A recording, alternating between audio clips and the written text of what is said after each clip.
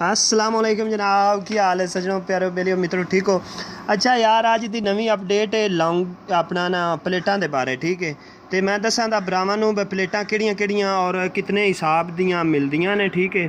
तो कितने प्लेट जी है ना रेट चल रहा, ठीक है। लौंजी का जी 545 वाट का चल रहा 30,500 रुपया।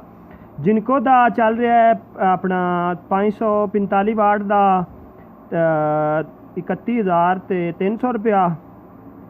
जिनको दा हो गया, ठीक है। जे सोलर का जनाब चल रहा है 29,340 रुपया 545 वाट, ठीक है।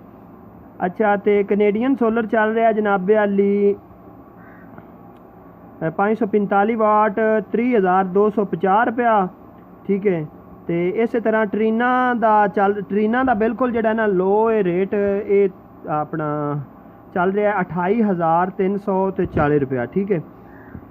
बाकी मेरे ख्याल नाल मेरे भरावां नूं प्लेट समझ आ गई होनी है कि की कोई चलते पे। मेरा यही मशवरा है कि लौंजी दियाँ प्लेटां लाया करो, वो सब तो बेस्ट रहिंदियां ने। और एक चीज़ का बहुत ज़्यादा ख्याल रखना है कि जेडे सैल ने ना वो विचों उन्हां दी जेड़ी लेंथ है वो थोड़ी जी चौड़ी होनी चाहिए, ठीक है। मेहरबानी, शुक्रिया, थैंक यू।